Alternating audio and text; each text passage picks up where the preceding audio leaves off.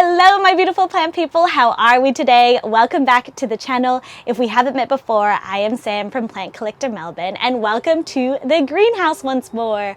I thought today's video is very fitting that we do it in my personal space, my greenhouse, because today we are talking about micro habits. So I got this idea of a beautiful individual on YouTube and they were just talking about micro habits that they have in life. And I thought to myself, this is beautiful content. How can I make it wholesome for our plant community? How can I relate to you guys? And when I say micro habits, these are little things that we can do to make big impact in our collections and growing our beautiful plants. So I've got a lot of tips. I want this video to be wholesome. I want you guys to relate. I hope that you can take something from it. I know that having a plant collection, especially for many years, that you go through such waves, really high, beautiful highs when all the plant collection is doing well and looking beautiful, and of course some very low lows, and even the plants look sad and yellow and not doing so hot. So I am just creating a reel on Instagram and saying how if you ever feel overwhelmed with your collection, there's a couple of things that you can do, and I think it really ties into this video quite well. So let's get started. Let me tell you the small things that I do that you can do that will make a great impact on your plants and your collection. Let's get started.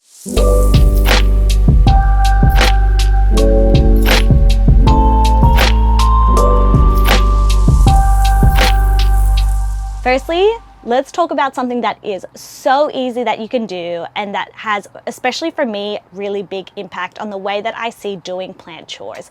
So one thing that I do that doesn't take a lot of time, but it saves me heaps of time in the long run, is pre-mixed soil. And I say soil, but it could just be like your own media, your own mix that you have. The first thing is that I really love to have all of my supplies and all of my media in their own designated like containers so that they're easy to find. I know exactly where they are. And then on top of that, I pre-mix the soil so that whenever I have to do repotting, it's not one of those things that are too hard basket because the soil and the mix is already there. So something small, but keeping your amendments and your media all organized and then doing a premix when you have the time so that when you find plants that need a repotting, you can just do it instead of fiddling around. The next one is weekly check-ins. Now I've mentioned this in my videos before. I believe it was in my winter care video, but weekly check-ins, not meaning that you have to water your plants every week or repot or do huge plant chores every single week.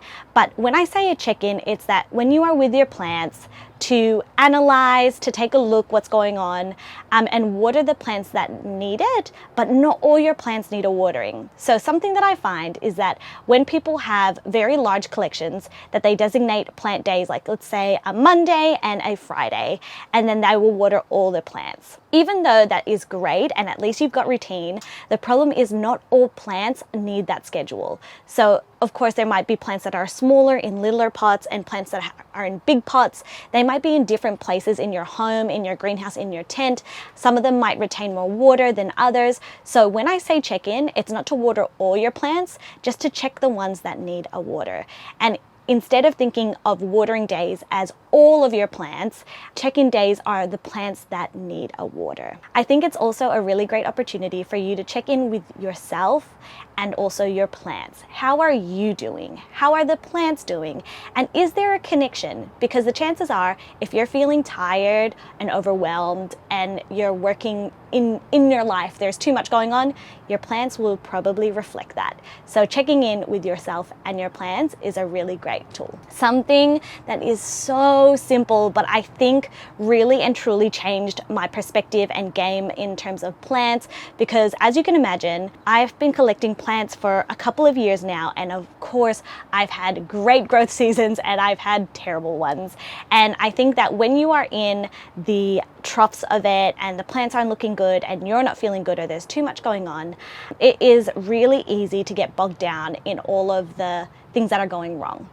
And so here I encourage or I inspire you to look at the glass half full and to really appreciate all of your new leaves. So instead of going into your plant room, your greenhouse, your grow tent, and realizing all of the yellow leaves, all you need to do is look at the new ones and keep telling yourself you're doing the best that you can. This is literally my biggest tip for all of you. And it's something that I used to think on the weekends I would designate one day to plant chores, and it would be a huge day and I'd fully have to psych myself up for it. The thing is, it is so much easier to have smaller habits and do it regularly than do it irregularly and do it really big. So that is for me, to each their own. I do know that some people love just having like a big crack and doing all of the planty chores in one day and really focus, but I'm definitely more of do little things so it doesn't accumulate to something really big and a lot of effort. So one of my biggest tips for you is to repot a few plants at a time. So this isn't just one day you decide that you're repotting everything that needs to repot. It's just that over time you'll start to see plants that need a repot. Put that in your mental note if you have time to do them slowly. So do a few at a time when you get the chance. And I find that doing this makes it not be like a snowball effect where there's going to be like a heap that you have to do overall. It's little by little you're chipping away at repotting your plant. Let's talk about pest management.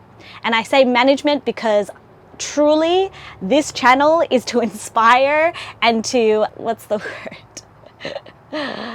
To keep it real, because pests are inevitable. In your collection journey, in your plant journey, you will experience pests. And I think that instead of thinking that you will never have pests, it's just that you need the tools and you need the understanding to be able to get rid of them or to keep them under control. And that's why I say management.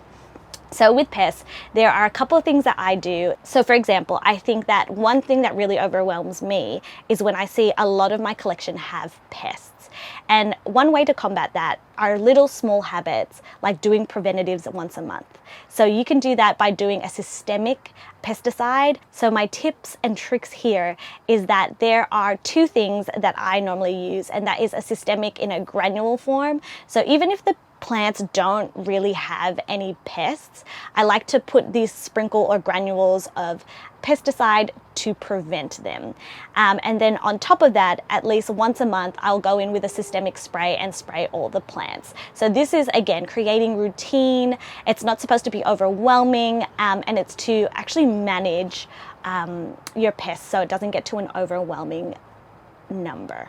And please don't be like me and use a teeny tiny spray bottle. This was the only thing that I had at the time of filming, so don't be like me and get a big spray bottle. It'll save you a lot of time. Also to keep in mind to also change up your pesticides, because pests can get resistance, so changing it up a bit once in a while is also really great. So this little micro habit is something that I have actually implemented into my life and found that has had a big impact on me, which means therefore the plants. And just like plants, they need their sunshine, they need their light. And I don't know about you, but I am definitely a sun baby. So mornings that I can, and when I have really slow mornings, I like to be with the plants and soak up the sun. So a little habit that makes me feel really good, that hopefully makes you feel really good, and that helps the plants. So this can be like opening your windows, freshening the air, actually sitting outside in the sun, being with your plant babies. These are all of the feel-good things that I definitely want to encourage you to do. Another super simple one coming your way is mindful pruning. Now, I know that when I do pruning, a lot of the time I chop it and I'm like, out you get, eat, I don't want you. But I think changing the mentality of that and doing mindful pruning, so whether that's taking it slow, putting on some music, really intentionally taking the time to cut off the yellow leaves, start afresh, and say thank you for the old leaves and welcoming the new ones as well. Because cutting off those yellow leaves will make you feel better because there's no more yellow, and also that the plant doesn't have to put energy into that leaf. So cut, chop, chop, and do it mindfully as well. One thing that I've been really loving to do is creating my own routine. So whether that is like picking some days where I play music really out loud and water the plants and do my pruning and do my repotting, things like that have really been making it really enjoyable. I think that there is such a key to making plant collections enjoyable rather than seeing it as work. It gets a lot harder, in my personal opinion, when you start to have a really big collection, and having a big collection can easily overwhelm you. So one thing that I also would really recommend is Marie Kondoing your collection. So having a look at all of your plants and saying which ones still spark joy for you, in which case keep those. They're not going anywhere. But if there are ones that don't necessarily spark that much joy for you, I can suggest that you can either sell it, pass it on, gift it to a friend. I mean, Christmas is coming up, which is a perfect time to pass on beautiful plants that no longer spark joy for you, but may spark joy in other people. Something that has changed the game, that is so small, something that you can do today that can make a big difference. And it's going to surprise some of you, and it's this: using syringes for correct measurements for feeding. What do I mean by that? And it is so simple. You can go to a chemist, a pharmacy, and you can get one of those needleless syringes. And the reason why these have changed my game is that because I get precision. I get some feeding tools, or let's say I get some pesticides, and we have to mix them up because they're concentrates. The recommendation, and you are under the recommendation or how to use it, chances are the product is not going to be used optimally. So by using the syringe, you get exactly what you put in. And this even saves you on the other side. So I know that when I get really lazy, I just end up pouring some fertilizer or pesticide in without really measuring. And the scary thing is, if you overdo it, it will hurt your plants. So I think that such a small habit, and I mean, they cost what? Maybe like $2 in Australian pharmacies, and that $2, I promise you, will do a big difference for your plants. So that is going to wrap up this week's video. Thank you guys so much for watching. I hope that this speaks to you on some level, that it will help you or encourage you to do these little habits that will hopefully make you feel a lot better and big impact on your plants. Let's chat in the comments if you guys have any routines or things that you do that are small or large that really help you in your collection. Please leave them down below. I hope you enjoyed this week's video. Don't forget to like and subscribe, and I will see you in the next one. Bye! Mwah.